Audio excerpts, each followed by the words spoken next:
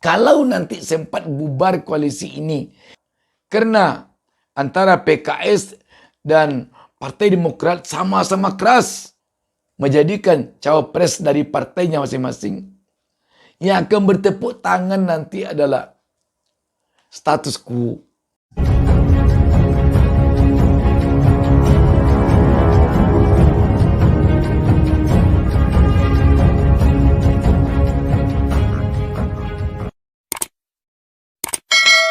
Assalamualaikum warahmatullahi wabarakatuh. Kita kembali berjumpa dalam kesempatan ini. Tak lupa saya mendoakan kepada Allah Subhanahu Wa Taala, Tuhan Yang Maha Esa. Semoga pemirsa seluruhnya selalu berada di dalam lindungan Allah Subhanahu Wa Taala, Tuhan Yang Maha Esa. Dan semoga kita selalu diberinya petunjuk ke jalan yang benar. Sahabat BN, memang seperti dikatakan banyak orang selama ini bahwa mengurang dan menambah itu terlihat sangat mudah. Tetapi yang sulit itu, yang rumit itu adalah ketika membagi.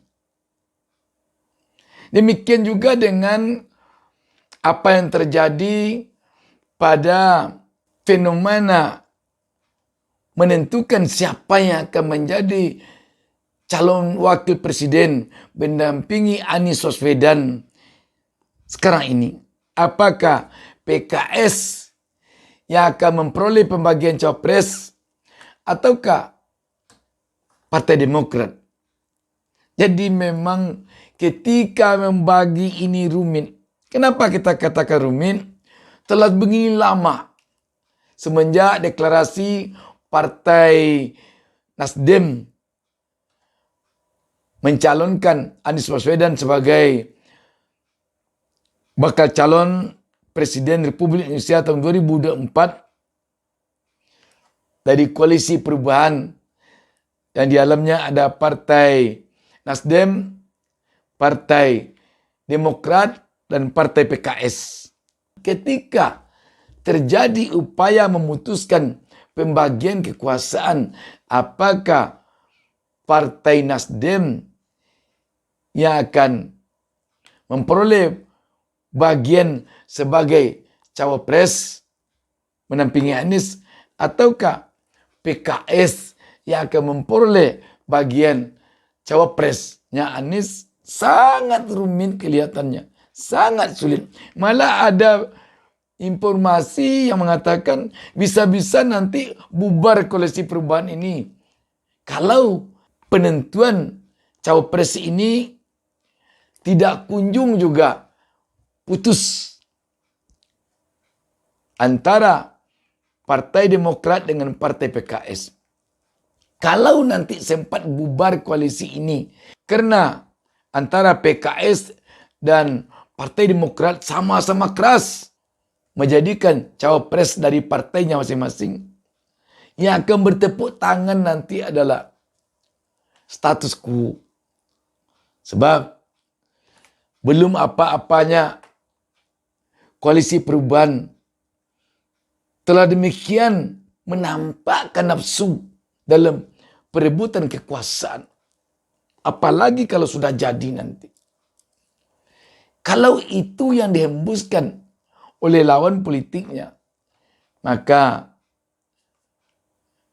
banyak sedikitnya nanti akan berdampak negatif kepada Anies Baswedan sebagai capres dari Koalisi Perubahan.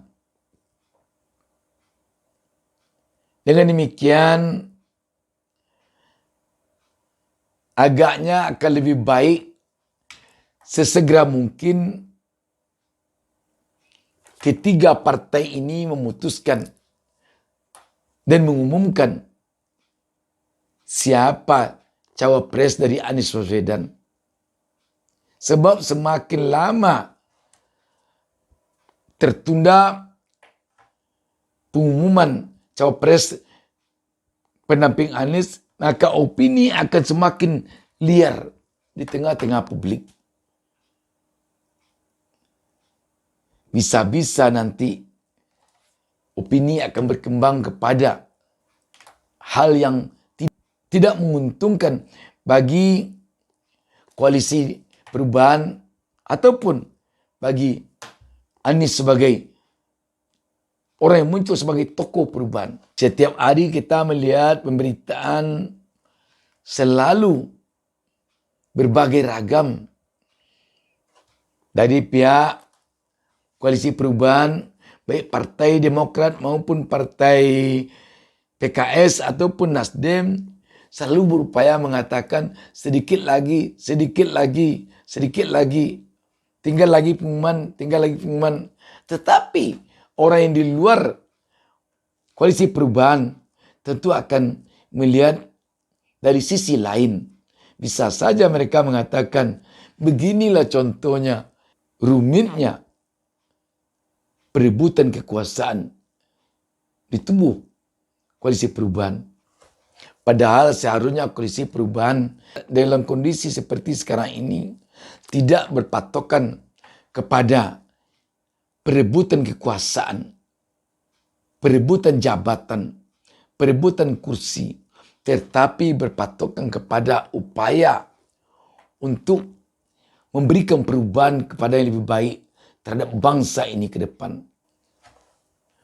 Upaya yang dilakukan untuk menentukan atau memutuskan siapa yang akan menjadi cawapres menampingi Anies hendaknya bukan berkutat pada saling bersikeras antara Partai Demokrat dengan Partai PKS, tetapi saling bersikeras kepada siapa tokoh yang kelihatannya benar-benar bisa membuat koalisi nanti menang di dalam Pilpres 2024. Jadi bukan harus dari Partai Demokrat atau harus dari Partai PKS, harus si A, harus si B. Bukan itu hendaknya patokannya. Tetapi patokannya adalah yang benar-benar berdampak kepada daya ungkit perolehan suara. Ini hendaknya. Kalau si A sebagai cawapres, bagaimana perkiraan kondisi dorongan penambahan suara darinya? Kalau si B, bagaimana analisanya, upaya daya ungkit penambahan suara darinya? Si A, apakah bisa memberi daya ungkit suara di daerah A, B, C, dan D? Si B, apakah bisa memberikan daya ungkit perolehan suara dari daerah C, D, A, B, dan D, dan seterusnya. Dan kita tentu yakin bahwa lambatnya penentuan cawapres ini bukan karena Partai Demokrat dan Partai PKS saling bersitegang untuk dari partainya cawapres. Tetapi kita yakin bahwa lambatnya penentuan cawapres ini adalah karena ketiga partai ini sekarang ini